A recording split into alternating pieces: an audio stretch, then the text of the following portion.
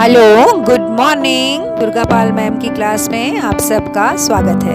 Welcome back to Durga Pal ma'am's class. आज की class में हम पढ़ने जा रहे हैं क्लास 6 मल्हार से 8वां चैप्टर सत्रिया और बिहू नृत्य। ये आसाम के बिहू नृत्य पर आधारित एक पाठ है। बहुत ही इंटरेस्टिंग है। हमारे भारत की संस्कृति को इसमें दर्शाया गया है कि बिहू नृत्य क्यों किया जाता है, सत्रिया और बिहू नृत्य क्या है, इसके बारे में हमें जानकारी दी गई है। तो हम शुरू करते हैं। आज मैं इस वीडियो में आपको इसकी पूरी व्याख्या करा रही हूँ। पूरे चैप्टर का अर्थ मैं आपको समझा दूंगी, जिससे आपको पाठ पढ़ने की जरूरत नहीं रहेगी। अगर आप वीडियो को सुन लेते हैं तो पाठ के अंदर क्या कुछ है आपको पता चल जाएगा, क्योंकि मैं अपनी हर वीडियो में लाइन टू लाइन एक्सप्लेनेशन करती हूँ। पाठ में से कुछ भी मैं छोड़ती नहीं हूँ, ताकि कहीं से भी कोई क्वेश्चन आ जाए तो आपको परेशानी ना हो। आपने वो सुन रखा हो कि इस प्रश्न का क्या उत्तर हो सकता है। जितने भी बच्चे इस वीडियो को देख रहे हैं, प्लीज लाइक का बटन दबाकर अपनी अटेंडेंस जरूर लगा दें और एक प्यारा सा कमेंट जरूर छोड़ें। आप सबके जितने प्यारे कमेंट्स आते हैं उनको मैं अपनी वीडियो में लेती हूं और आप लोगों का नाम अनाउंस करती हूं कि इस बच्चे ने मुझे प्यारा सा कमेंट किया है। थैंक यू सो मच बच्चों, जो भी प्यारा कमेंट कर रहे हैं। God bless you all. आप अपने कमेंट अगर मेरे मुंह से सुनना चाहते हैं, अपना नाम कि किस किस बच्चे ने मुझे प्यारा सा कमेंट किया है, तो आप जाकर देखिए रक्षाबंधन पर जो भाषण प्रतियोगिता का वीडियो आया है, उसमें मैंने उन बच्चों के नाम लिए हैं जिन्होंने रिसेंटली मुझे कमेंट किया है। और ये बच्चे मेरे लिए बहुत इंपॉर्टेंट है, क्योंकि ये मेरी इनिशियल स्टेज में मेरे साथ हैं और ये मेरी जर्नी में मेरे साथ रहेंगे हमेशा, लाइफ टाइम। तो मैं इन्हें कभी नहीं भूल पाऊंगी और शायद वो बेहतर जानते हैं। तो हालांकि सभी सब्सक्राइबर और सभी व्यूअर्स मेरे लिए स्पेशल हैं, लेकिन जो इनिशियल स्टेज पर मुझे कमेंट करके मेरा मोटिवेशन बढ़ा रहे हैं कि मैं और अच्छी वीडियो बना सकूं, उनके लिए मैं दिल से उन्हें मैं शुक्रिया कहती हूँ। थैंक यू बच्चों। भगवान आपको लंबी उम्र दे और आपको अपनी पढ़ाई में हमेशा कामयाब करे। चलिए शुरू करते हैं। क्लास 6 मल्हार से 8वां चैप्टर सत्रिया और बिहू नृत्य। पहले इसका जो इंट्रोडक्शन हमें बुक में दे रखा है, मैं इसे पढ़ देती हूँ आपके लिए। आप सुनने का काम कीजिएगा, आपको पूरा चैप्टर समझ में आएगा। भारत एक विशाल देश है। भारत एक बहुत बड़ा देश है। इसकी रंग बिरंगी, सुंदर, प्राचीन और जीवन से भरी संस्कृति पूरी दुनिया में अनोखी है। हमारे देश की जो संस्कृति है वो पूरे देश में सबसे अलग है। भारत के प्रत्येक स्थान पर नृत्य यानी डांस, संगीत यानी म्यूजिक, कला यानी आर्ट, खान पान यानी हमारा भोजन, भाषा यानी हमारी लैंग्वेजेस, पहनावा यानी हमने जो कपड़े, जिस तरह के कपड़े हम पहनते हैं, रहन सहन यानी हमारे रहने जीने का तरीका, सब कुछ इतना मोहक यानी मन को पसंद आने वाला है कि पूरी दुनिया से लोग भारत की ओर खींचे चले आते हैं। आपको पता होगा कि दुनिया के सभी देशों के लोग भारत आना चाहते हैं, भारत की कल्चर को अपनाना चाहते हैं, और अब तो भारत में आकर शादियां भी कर रहे हैं। आइए पढ़ते हैं कि वे कौन हैं, भारत में कहाँ आए हैं और क्यों आए हैं। दूसरे देशों से जो भारत में आ रहे हैं उनके बारे में इस पाठ में जिक्र है कि वो कौन है और कहाँ से आए हैं। तो आइए हम उनके बारे में पढ़ते हैं। इस पाठ में जो विदेश से भारत आए हैं वो हैं एंजेला। लंदन के जाने माने इलाके केंजिंगटन में रहती थी। उसका स्कूल घर से दूर नहीं था। उसका कोई सगा भाई बहन भी नहीं था। उसे जेम्स और कीरा नाम के दोस्तों के साथ समय बिताना पसंद था। तो ये एंजेला है जो भारत आ रही है लंदन से, और इसका अपना कोई भाई बहन नहीं है, लेकिन ये अपने दोस्तों को बहुत पसंद करती है, जिनके नाम जेम्स और कीरा है। वे सब आपस में मिलकर कई काल्पनिक खेल खेला करते थे। उन्हें ऐसी कहानियों का पात्र बनने में मजा आता था जिनमें दूर दराज की दुनिया का जिक्र हो। एंजेला और इसके जो दो फ्रेंड हैं, ये लोग मिलकर के कोई भी एक किरदार अपने दिमाग में सोच लेते थे और उसी को कैरेक्टर बना करके खेल खेला करते थे, और कहानियों के कैरेक्टर बनने में इनको मजा आता था। और इन्हें ऐसा अच्छा लगता था कि पूरी दुनिया में किसी दूर के देश का ये जिक्र करें। एंजेला को हर उस कहानी से प्यार था जिसमें उसे ताजमहल, एफिल टावर, कोलोजियम की यात्रा पर जाना हो। यानी कि एंजेला को ये पसंद था कि वो दुनिया के दूसरे देशों की यात्रा करे। उसे बिल्कुल अंदाजा नहीं था कि जल्दी ही यात्राओं की उसकी ये कहानियां सच साबित होने वाली है। उसे तो यात्राओं की कहानियां पढ़ने में बहुत मजा आता था, लेकिन उसे ये अंदाजा नहीं था कि वो बहुत जल्दी ही यात्रा करने भी वाली है। एंजेला की माँ एलेसेंड्रा एक डॉक्यूमेंट्री फिल्म निर्माता थी। जो एंजेला की माँ थी एलेसेंड्रा, वो एक डॉक्यूमेंट्री फिल्म बनाती थी। उन्हें लंदन की ब्रिटिश अकादमी से असम की नृत्य परंपरा पर एक डॉक्यूमेंट्री बनाने के लिए वित्तीय मदद दी गई थी। अब लंदन की एक ब्रिटिश अकेडमी थी लंदन में, उसने एंजेला की माँ को फिनेंशियल मदद की थी, पैसों से मदद की थी, पैसे दिए थे उसे कि तुम भारत जाओ और भारत जा करके असम का जो एक पारंपरिक नृत्य है उस पर डॉक्यूमेंट्री फिल्म बना करके लाओ। और उनके पास इस काम को पूरा करने के लिए सिर्फ 1 महीने का ही समय उन्हें मिला था। उन्होंने एंजेला के स्कूल से उसकी बसंत की छुट्टियों को 1 हफ्ते और बढ़ाने की अनुमति ले ली। बसंत ऋतु जो फरवरी से शुरू होकर अप्रैल महीने तक चलती है। 15 फरवरी से 15 अप्रैल तक का मौसम बसंत ऋतु में एंजेला की मदर एंजेला के स्कूल में गई और उनसे कहा कि छुट्टियां तो पड़ी ही हैं, सर्दी में जो छुट्टी पड़ती है उसे 1 हफ्ता और बढ़ा दिया जाए जिससे एंजेला और उसके पिता ब्रायन भी उनके साथ जा सके। तो एंजेला की माँ ने जाके उनके स्कूल से परमिशन ले ली कि 1 हफ्ता अगर ये छुट्टियां बढ़ जाएंगी उनकी स्प्रिंग सीजन वाली तो वो उसको अपने साथ भारत ले जाएंगी। एंजेला बहुत जल्दबाजी में बनाई गई इस यात्रा की योजना से हैरान थी, पर उसकी माँ समय से वह काम पूरा कर सके इसलिए वे सभी जल्दी ही तैयार हो गए।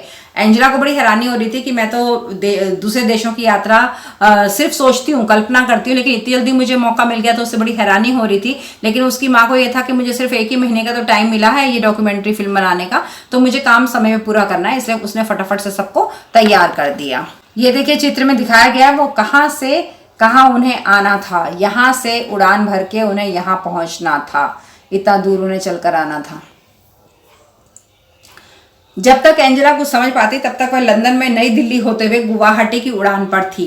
एंजेला को कुछ समझ में आता कि ये क्या हुआ अचानक से। इतनी देर में उसकी माँ ने सारा प्रोग्राम बना के उसके स्कूल से छुट्टियां लेके टिकट्स बुक करा के एरोप्लेन में उसे बिठा दिया था और वो सीधा नई दिल्ली से होते हुए गुवाहाटी पहुंच गई थी। यात्रा के दौरान माँ ने एंजेला को असम की खूबसूरती के बारे में बहुत सारी बातें बताई थी। अब ये जब ट्रैवल कर रहे हैं बाय एयर तो उस समय एंजेला की माँ ने उसे बहुत सारी बातें बताई कि असम कैसा है, क्या है वहाँ पर। भारत के उत्तर पूर्वी क्षेत्र में है, भारत के उत्तर यानी कि नॉर्थ ईस्ट क्षेत्र में वो पड़ता है, जिसे अपने वन्य जीवन, रेशम और चाय के बागानों के लिए जाना जाता है। असम में क्या फेमस है असम का? एक तो वाइल्ड लाइफ वहाँ की, मतलब वहाँ के जानवर जो हैं, जंगल जो है, और रेशम यानी सिल्क का कपड़ा, और चाय के बागान यानी टी गार्डन्स।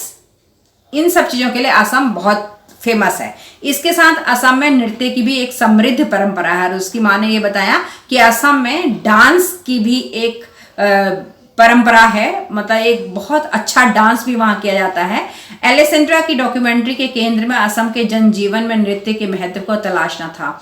एलेसेंड्रा ने जो डॉक्यूमेंट्री फिल्म बनानी थी वो इसी के ऊपर बनानी थी उसे, कि असम के लोगों में डांस का क्या महत्व है, ये दिखाते हुए उसे डॉक्यूमेंट्री फिल्म बनानी थी। वे जब यहाँ आ रहे थे तब अप्रैल का महीना चल रहा था। अच्छा, जब वह यहाँ आ रहे थे तो अप्रैल का महीना चल रहा था। असम में ये नए साल का वक्त होता है, सभी जगह होता है नए साल का वक्त।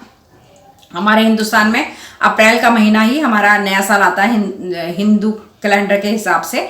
असम में ये नए साल का वक्त होता है। बसंत के आने की खुशी में वे सभी एक त्योहार मनाते हैं जिसे बिहू कहा जाता है। तो बसंत आ रहा है इसलिए ये लोग एक त्योहार मनाते हैं जिसे बिहू कहते हैं। और आपको पता होगा कि सिर्फ असम में ही नहीं बल्कि हर जगह पर, चाहे नॉर्थ है, ईस्ट है, वेस्ट है, साउथ है, हर जगह पर जब फसल बोई जाती है तो हमारे पूरे देश में अलग अलग नामों से अलग अलग त्योहार मनाए जाते हैं। जैसे बसंत पंचमी है वो भी फसल से ही रिलेटेड है, जैसे बैसाखी है वो भी फसल से ही संबंधित है। तो इस तरह से अलग अलग त्योहार अलग अलग प्रदेशों में मनाए जाते हैं। तो असम में बिहू नाम का त्योहार मनाया जाता है। एंजेला उसी रात इसे देखने जाने वाली थी, जिस रात वो वहां पहुंचे हैं उसी रात उसे इस प्रोग्राम को देखने के लिए भी जाना था। गुवाहाटी के एक होटल में सामान्य होने के बाद वे उसी शाम पास के एक गांव मलंग में गए। गुवाहाटी के एक होटल में वो लोग रुके और फ्रेश हुए वहां पर, और उसके बाद उसी शाम को वो लोग वहां के पास के एक गांव में गए जिस गांव का नाम था मलंग। गांव पहुंचने पर माँ ने एंजेला को बताया कि बिहू एक कृषि आधारित त्योहार है। जैसे मैंने आपको अभी बताया कि कृषि पर, खेती पर, फसल पर बेस्ड ये हमारा फेस्टिवल होता है। भारत में जनसंख्या का एक बड़ा हिस्सा किसानों का है। अब जो भारत देश है, अब तो खैर बहुत सारे खेत बिक चुके हैं, प्लॉट कट चुके हैं और बड़ी बड़ी बिल्डिंग्स वहां पर बन गई हैं, खेती कम कर दी गई है। लेकिन बेसिकली जो हिंदुस्तान है वो कृषि प्रधान देश है। ज्यादातर लोगों का जो व्यवसाय है, बिजनेस है, वो कृषि ही है, खेती करना है, फसल उगाना और उसको बेचना और उससे अपना जीवन चलाना, यही हिंदुस्तान में पहले से होता था। तो बहुत बड़ी जनसंख्या हमारी अभी भी किसानों की ही है। असम में बिहू साल में 3 बार मनाया जाता है। सबसे पहले जब किसान बीज बोते हैं, फिर जब धान रोपते हैं, और फिर तब जब खेतों में अनाज उगता है। देखिए, सबसे पहले जब बीज बोते हैं, खेतों में बीज डाला जाता है।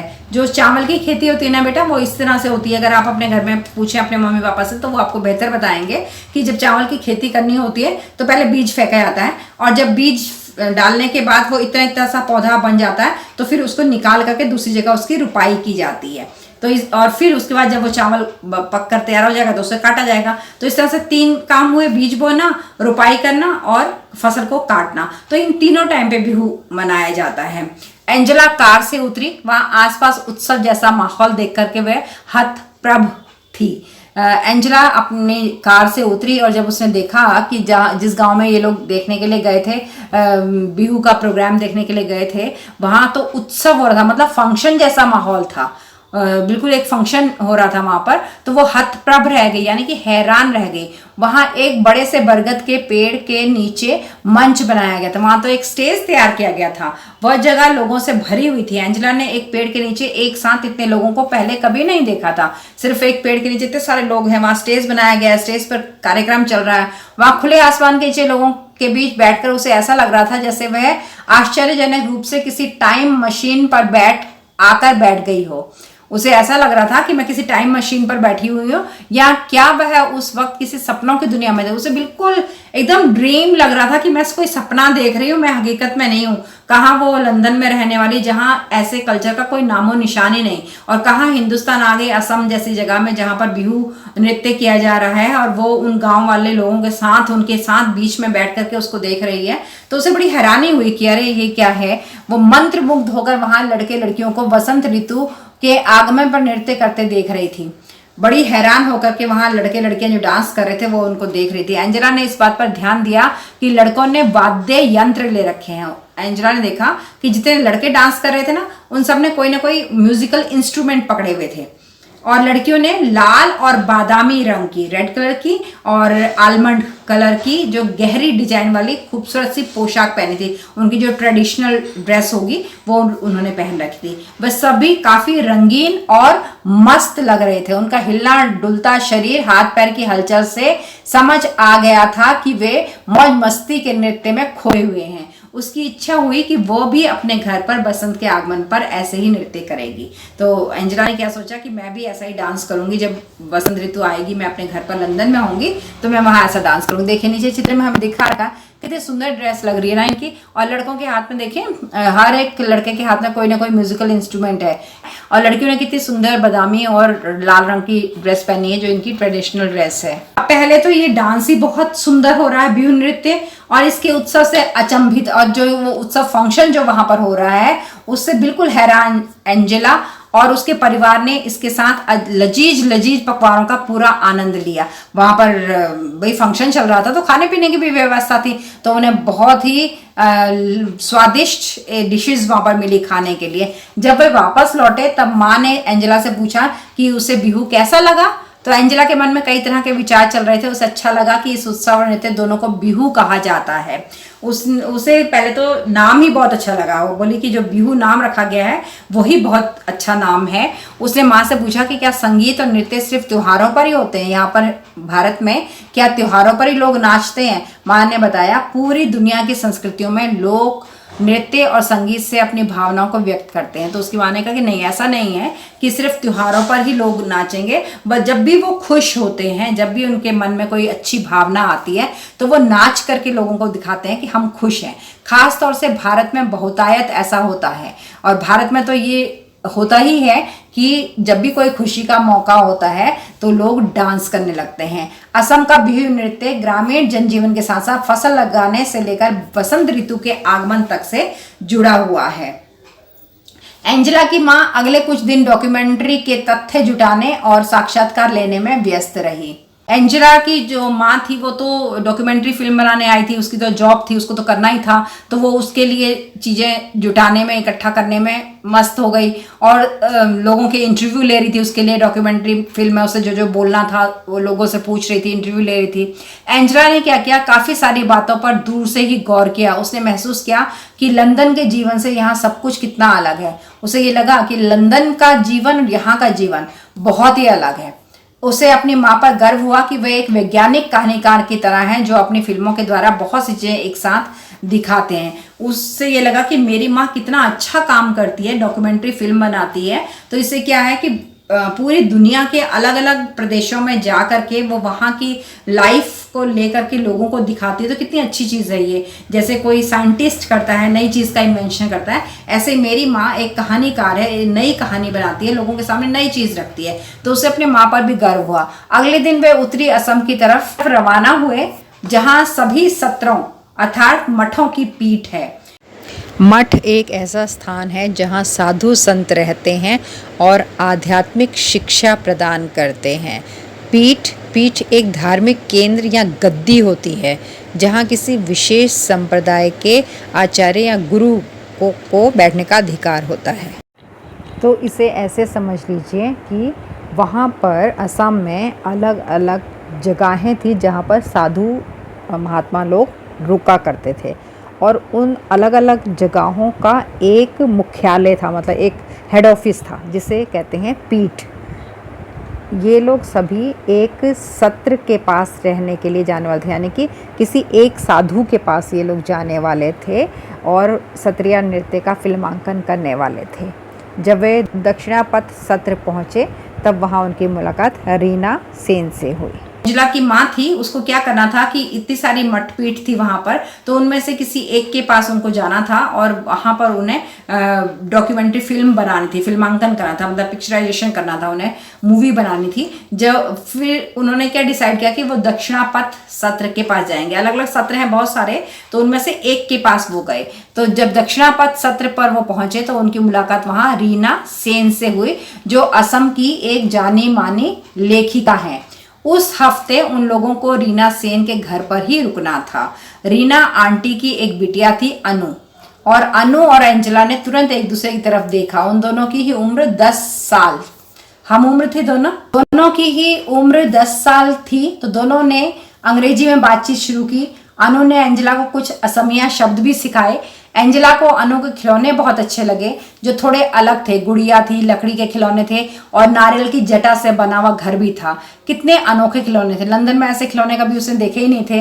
अनु का पसंदीदा खिलौना लकड़ी का बना तीर कमान था जिसे लेकर उसे राम बनना बहुत अच्छा लग रहा था। एंजेला उसकी विरोधी बनी थी, शक्तिशाली रावण। तो ये दोनों क्या राम और रावण की कहानी पर अभिनय कर रहे थे।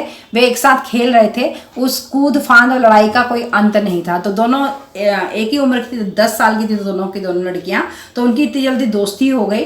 तो अनु ने एंजेला को अपने सारे खिलौने दिखाए जो भारत में बनते हैं, लकड़ी के खिलौने, नारियल के जूट के खिलौने बहुत सारे थे। उसके बाद धनुष भी, तीर और धनुष भी था। तो इन्हें वही बहुत अच्छा लगा एंजेला को भी, और अनु का भी वो फेवरेट था। तो उसी से ये लोग खेलने लगे। अनु बनी राम और एंजेला बनी रावण। इस तरह से वो लड़ाई करने लगे। एंजेला और अनु ने देखा कि एलेसेंड्रा ने वैष्णव मठ के सभागार में नृत्य कर रहे युवा साधुओं का फिल्मांकन किया। अब जो ये मठ होते हैं हमारे, में से एक वैष्णव मठ जो था, उस सब के ऑडिटोरियम में कुछ साधु लोग जो यंग थे वो डांस कर रहे थे। तो एंजेला की माँ एलेसेंड्रा ने वहीं पर उनका पिक्चर बनाया, मूवी बना ली। एंजेला आश्चर्य से सोच रही थी कि क्या सत्रिया नृत्य सिर्फ लड़कों और पुरुषों के लिए है। यहाँ पे लड़कियां नहीं दिखाई दी उसे सत्रिया नृत्य में, तो उसे लगा कि ये बिहू में तो थी, यहाँ पर नहीं है, तो क्या सिर्फ ये लड़कों के लिए है। एंजेला अनु सोच रहे थे कि काश वे भी इन युवा साधुओं की तरह गा सकते, नृत्य कर सकते और छद्म युद्ध लड़ सकते। छद्म मतलब बनावटी। तो इसमें जो सत्रिया नृत्य होता है उसमें आपस में बनावटी लड़ाई की जाती है और इसे पुरुष करते हैं। युवा जो साधु लोग थे वो सत्रिया नृत्य कर रहे थे यहाँ पर, और वैष्णव मठ के ये लोग थे जिसका उन्होंने पिक्चराइजेशन किया। माँ ने एंजेला को बताया कि 20वीं शताब्दी के मध्य में कुछ साधु मठों से बाहर आकर पुरुषों और महिलाओं को सत्रिया नृत्य सिखाने लगे हैं। तो उसकी माँ ने बताया कि अब 20वीं शताब्दी में 20th सेंचुरी में ऐसा हो रहा है, पहले नहीं होता था, अब ऐसा हो रहा है कि इन मठों में से कुछ साधु बाहर समाज में जाकर, क्योंकि मठ तो अलग होते हैं, ये लोग अपने अलग मंदिर बनाकर उसमें रहते हैं और वहीं पे अपनी पूजा पाठ करते हैं, लेकिन कुछ साधु वहां से उस मठ से बाहर आ रहे हैं और बाहर आकर के वो कुछ महिलाओं को और पुरुषों को भी ये नृत्य सिखा रहे हैं। शुरू में ऐसे साधुओं को मठों से निकाल दिया गया, तो मठ वालों को ये अच्छा नहीं लगा, मठाधीशों ने ऐसे साधुओं को अपने मठ से निकाल दिया। लेकिन आधुनिक दौर में महिला क्षत्रिय कलाकारों के लिए मंच पर नृत्य करना आम बात हो गई है, लेकिन धीरे धीरे करके आज ऐसा हो गया है कि अब महिलाएं भी, मतलब लेडीज भी इस डांस को आराम से स्टेज पे चढ़कर कर रही हैं। अब उस रात माँ महिला नृत्यांगनाओं का फिल्मांकन करने वाली थी। उसी रात को एंजेला की माँ, जो महिला नृत्यांगनाएं थी, जो महिलाएं थी और क्षत्रिय डांस करती थी, उनका भी वीडियो बनाने वाली थी, उनका भी पिक्चराइजेशन करने वाली थी वो। अब एंजेला बहुत एक्साइटेड हो गई कि उसने रीना आंटी से कहा कि वह अनु को भी क्षत्रिय नृत्य में, महिला नृत्य को देखने के लिए मेरे साथ आने दें। आंटी ने स्वीकृति दे दी। तो उस रात अनु और एंजेला क्षत्रिय नृत्य देखने के लिए गई। कौन कर रहा था? महिलाएं कर रही थी, जिसमें भगवान विष्णु के 2 द्वारपाल जय विजय की कहानी थी। मतलब कि ये जो नृत्य होता है इसमें एक स्टोरी होती है, पूरी स्टोरी को वो पिक्चराइज करते हैं, पूरी स्टोरी को डांस के थ्रू दिखाते हैं, उसे क्षत्रिय नृत्य कहते हैं। जो इनकी पुरानी कहानियां होती हैं, पौराणिक कहानियां होती हैं, उन कहानियों का नृत्य के माध्यम से मंचन करना, उसे ही क्षत्रिय नृत्य कहते हैं। तो आज जो होने वाला था उसमें विष्णु जी के 2 द्वारपाल जय और विजय, इसकी कहानी दिखाई जानी थी। पर्दा उठा और एंजेला ने देखा सफेद पगड़ी नुमा टोपी में 2 महिलाएं नृत्य और नाटक की शैली में कमाल का अभिनय कर रही हैं। मतलब उसमें एक्टिंग भी होती है ना, पूरी स्टोरी दिखानी होती है। तो 2 औरतें थी वहां पर और वो डांस और नाटक से पूरा अभिनय कर रही थी, एक्टिंग कर रही थी। जैसे जैसे कहानी आगे बढ़ी, उन दोनों ने देखा कि किस तरह जय और विजय ने कई बड़े ऋषियों को भगवान विष्णु से मिलने नहीं दिया। ऐसा कहा जाता है कि जैसे भगवान विष्णु कुछ महीनों के लिए सो जाते हैं, वो निद्रा में होते हैं, तो उस समय कुछ ऋषि भगवान विष्णु से मिलना चाहते थे। तो इस स्टोरी में दिखाया गया कि जो भगवान विष्णु के द्वारपाल थे, यानी गेट पर जो खड़े रहते थे, उनके गार्ड्स जो थे जय और विजय, उन्होंने उन ऋषियों को भगवान विष्णु से मिलने नहीं दिया, क्योंकि उस समय भगवान विष्णु सो रहे थे। तो ऋषि नाराज हो गए, उन्होंने जय और विजय को असुर बना दिया, राक्षस बना दिया, उन्होंने शाप दे दिया कि तुम राक्षस बन जाओ, क्योंकि तुमने हमें भगवान विष्णु से नहीं मिलने दिया। तो भगवान विष्णु की जब नींद टूटी और उन्हें पता चला कि मेरे द्वारपालों ने मेरी नींद बचाने के लिए ऋषियों से नहीं मिलने दिया और ऋषियों ने इन्हें शाप दे दिया है, तो उन्होंने वचन दिया कि वे जय और विजय को मारकर उन्हें शाप से बचा लेंगे। बाद में जय और विजय दोबारा भगवान विष्णु के द्वारपाल बने। तो ये भी कहानी का उस दिन मंचन हुआ, वहां पर नृत्य के द्वारा पेश किया गया। एंजेला को ये कहानी नाटकीय और दिलचस्प लगी। एंजेला को लगा कि ये असली कहानी नहीं है, नाटकीय है, और लेकिन उसे बहुत अच्छी लगी। क्षत्रिय महिला नृत्यांगनाओं ने जिस प्रकार की शक्ति, बल और आकर्षण प्रदर्शित किया, बहुत ही डिसेंट तरीके से उन्होंने नृत्य को प्रस्तुत किया। कितना उन्होंने उसमें शक्ति लगाई, अपना बल लगाया और बहुत ही आकर्षक तरीके से उन्होंने प्रदर्शन किया, वह अद्भुत था। बिल्कुल एंजेला के लिए ऐसा था जो उसने कभी भी नहीं देखा था। एंजेला को लगा कि उन महिला कलाकारों की प्रस्तुति क्षत्रिय नृत्य करने वाले पुरुष कलाकारों से भी बेहतर थी। तो एंजेला को ऐसा लगा कि जो पुरुष डांस कर रहे थे, क्षत्रिय नृत्य कर रहे थे, उनसे कहीं बेहतर इन महिलाओं ने किया है। इसके बाद के दिनों में अनु और एंजेला के ख्यालों में बस क्षत्रिय नृत्य ही घूम रहा था। अब जब क्षत्रिय नृत्य एक बार देख लिया एंजेला ने, तो उसके बाद अनु और एंजेला दोनों को ही यह क्षत्रिय नृत्य ही उनके दिमाग में घूमता रहा। उन दोनों ने स्वर्ग के जो द्वारपाल थे जय और विजय की तरह हथियार और तलवार चलाते हुए नृत्य किया। बच्चे थे, वो देखकर आए थे, उन्हें बहुत अच्छा लगा था, तो वो अपने घर में आकर के वही नृत्य बार बार किया करते थे। एलेसेंड्रा बच्चों की इस उत्सुकता को समझ गई और वह उन्हें क्षत्रिय कलाकारों के होने वाले साक्षात्कार में साथ ले गई। तो जो साक्षात्कार यानी इंटरव्यू लिया उसने उन कलाकारों से, डॉक्यूमेंट्री फिल्म के लिए कलाकारों से इंटरव्यू लिया गया कि वो डांस क्यों करते हैं, इनका क्या कारण है, कैसे करते हैं, जो कपड़े पहनते हैं उसको क्या कहते हैं, स्टोरी को क्या कहते हैं। इस तरह के बहुत सारे क्वेश्चंस उस इंटरव्यू में पूछे जाते हैं, साक्षात्कार में पूछे जाते हैं, ताकि डॉक्यूमेंट्री फिल्म में सब कुछ बताया जा सके। डॉक्यूमेंट्री फिल्म को कल को जो लोग देखेंगे उन्हें पूरा पूरा क्लियर होना चाहिए कि ये जो डॉक्यूमेंट्री बनी है जिस भी सब्जेक्ट के ऊपर, उस सब्जेक्ट के बारे में पूरी नॉलेज मिलनी चाहिए। तो इसलिए उनका इंटरव्यू किया जाता है। तो एंजेला की माँ एलेसेंड्रा एंजेला को भी और अनु को भी, दोनों को इस इंटरव्यू में लेके गई। एंजेला और अनु बहुत खुश थी। उन नृत्यांगनाओं के नाम प्रिया और रीता थे। वे लड़कियों को सत्रिया और बिहू, दोनों अलग अलग डांस हैं, सत्रिया और बिहू की खूबसूरत मुद्राएं और बारीकियां सिखा रही थी कि किस तरह से डांस किया जाता है, कैसे हाथ के एक्शन होते हैं, कैसे पैर के एक्शन होते हैं, ये सब कुछ पॉइंट्स वो दूसरी लड़कियों को सिखा रही थी। तो एंजेला अत्यधिक प्रसन्न थी। एंजेला बहुत खुश थी। वापस लौटने के बाद भी वह चलने, खाना खाने और यहाँ तक कि खेलने के दौरान भी नृत्य करती थी। जब वो वहां से वापस लौट कर आई, चाहे वो खा रही हो, चाहे वो चल रही हो, चाहे वो खेल रही हो, हर टाइम वो वही डांस करती रहती थी। वापस लंदन जाने के बाद वह उन सभी रिकॉर्डिंग्स को देखती रही जो उसकी माँ ने रिकॉर्ड की थी। जितनी भी रिकॉर्डिंग्स उसकी माँ ने बनाई थी वो उनको बार बार देखती थी लंदन जाने के बाद भी। पूरे उत्साह के साथ वह असम की समृद्ध नृत्य परंपरा को याद करती रही। उसे बहुत याद आया भारत में घूमना, बिहू और सत्रिया डांस को देखना, रंग बिरंगा सत्रिया और आनंदित करने वाला बिहू। वो बार बार इसकी रिकॉर्डिंग देखती थी। माँ उसकी गहरी रुचि को समझ गई और उन्होंने पापा के साथ मिलकर एंजेला के लिए असमी नृत्य पर एक शानदार योजना तैयार की। अब उसकी माँ को लगा कि मेरी बेटी को तो ये नृत्य बहुत पसंद आए हैं और ये इन डांस से बाहर निकल ही नहीं रही है, उसी के बारे में सोच रही है दिन रात। तो उस एंजेला की माँ ने उसके पापा के साथ मिलकर के एक योजना बनाई, एक प्लान किया कि एंजेला को लंदन में अपनी कक्षा में खुद से किए गए नृत्य की वीडियो रिकॉर्डिंग के साथ उसका प्रदर्शन किया। तो एंजेला जो भी डांस करती थी उसका वीडियो रिकॉर्डिंग चलाया गया और एंजेला ने अपना डांस दोबारा से अपनी क्लास में लंदन में करके दिखाया। उसके सहपाठियों और शिक्षकों को ये बहुत पसंद आया, तो उन्होंने स्कूल में करवाया एंजेला से वो डांस। तो उसके जो भी क्लासमेट्स थे और उनके जो टीचर्स थे, एंजेला का ये डांस उन्हें बहुत पसंद आया। एंजेला इस बात से बहुत रोमांचित थी कि वह असम के खूबसूरत नृत्यों की झलक उन सभी को दिखा पाई। एंजेला को बहुत अच्छा लग रहा था कि असम में उसने जो डांस देखा वो उसकी कुछ कुछ क्लिप्स यहाँ पर अपने फ्रेंड्स को दिखा पा रही है। माँ को भी हर बार ऐसे ही अच्छा लगता होगा जब वो कोई फिल्म बनाती होंगी। तो एंजेला कहती है कि मेरी माँ को भी उतना ही अच्छा लगता होगा जितना मुझे अच्छा लग रहा है जब भी वो कोई नई फिल्म बनाती है, डॉक्यूमेंट्री फिल्म बनाती है, किसी नए चीज़ के बारे में बताती है। अब एंजेला के पास अपने लिए असम के नृत्यों, बिहू और सत्रिया के साथ अपना खुद का मनोरंजन था। तो अब एंजेला हमेशा बिहू नृत्य और सत्रिया नृत्य करते हुए खुद को मनोरंजन कर सकती थी। तो ये थी स्टोरी आपकी सत्रिया और बिहू नृत्य क्लास 6 मल्हार से 8वां चैप्टर। मैंने आपको एक एक शब्द का अर्थ बताते हुए पूरी व्याख्या इस पाठ की है। अगर वीडियो को आप ध्यान से सुन लें तो आपको पाठ पढ़ने की जरूरत नहीं रहेगी और कोई भी प्रश्न जो आपसे पूछा जाएगा आप उसका उत्तर दे पाएंगे क्योंकि कहानी आपको पूरी पता है।